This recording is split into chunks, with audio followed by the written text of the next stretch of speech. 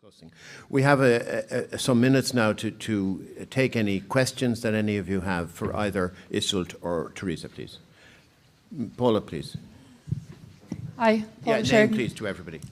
Teresa, I was just wondering, you spoke about fraud, but I was just wondering, with the proxy vote, do you think that there is a concern that the person, say I may nominate, may not actually vote what I want them to vote?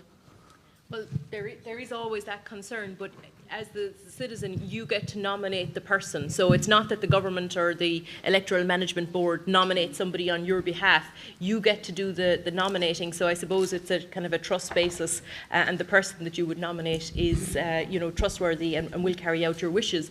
But it does kind of come back to the point, though, that your ballot is not secret if you have to nominate somebody else and tell them how you want to vote. Charlie, please. Thank you, Charlie Flanagan. Thank you very much for a most fascinating start. Maybe I missed it, but I'd like both of you maybe to give an outline, and maybe Teresa particularly, to give an outline of current practice and procedure.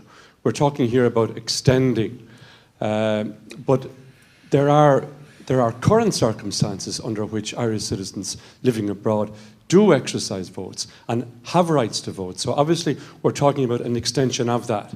So maybe you'd give us about 90 seconds on the current situation. I mean, for our military personnel, our police forces, some diplomats, some people who are working for state agencies.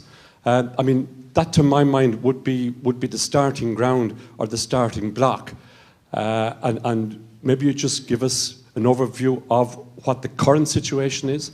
Thank you. Well, I think you've answered your own question. It's the diplomatic service, the police and the army. And the way it's actually operated is through post, the postal system. Because the government personnel abroad, people working for state agencies abroad, it's much more than just the two I've mentioned. Yeah, it was broadened out on two different occasions, first in the early 1980s and again subsequently in the later 1990s. But the broad categories are civil servants working abroad temporarily, and the military and the diplomatic service and the police, particularly since the police missions have started going abroad on international missions. But the way they actually cast their ballot is by post. That's the actual mechanism by which they cast their ballot. But it is a relatively restricted groups of people. Going back to what I was saying in the presentation, many countries start by extending voting rights to certain categories or certain groups of citizens.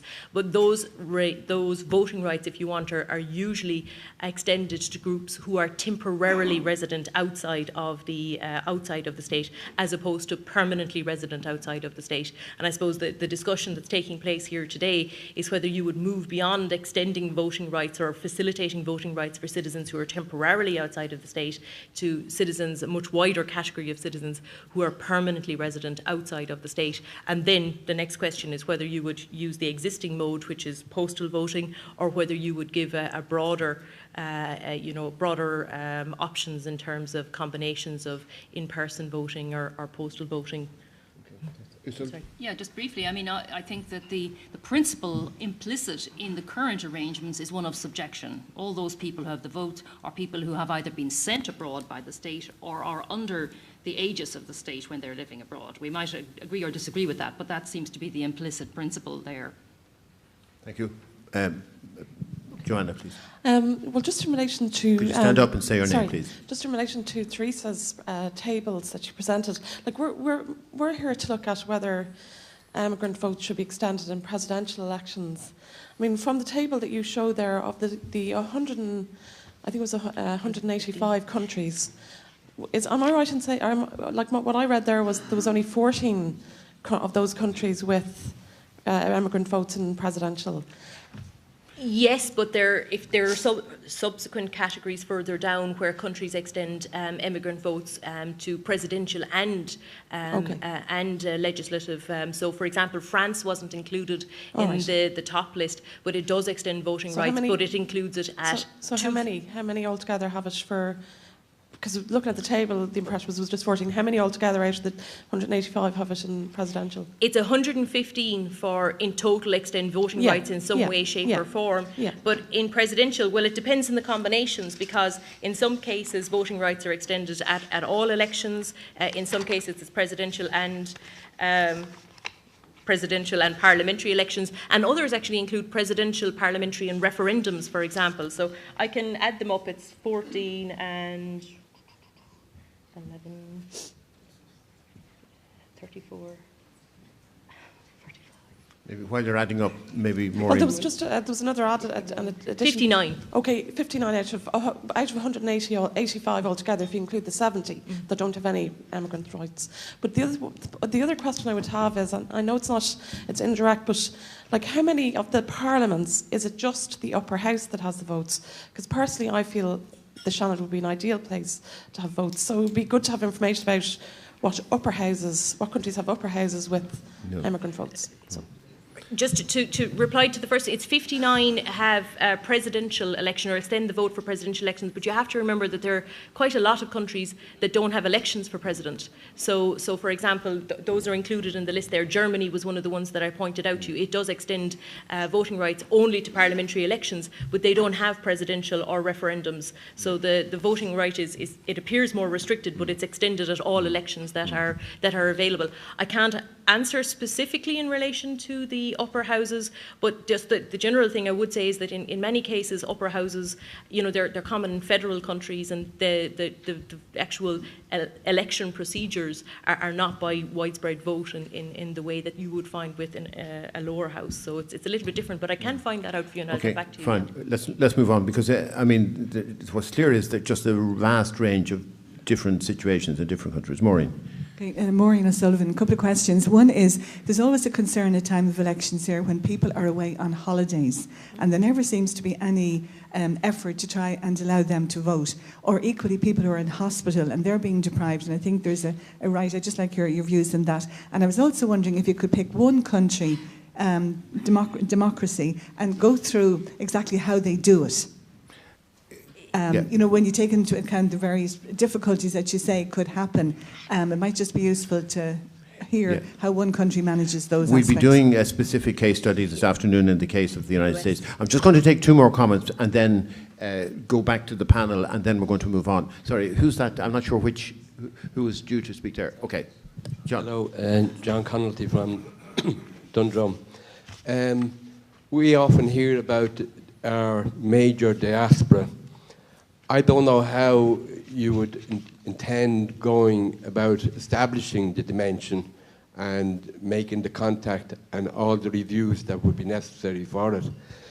And I'm wondering if an indebted country like ours could afford that amount of money, and whether it would be a worthwhile exercise in that.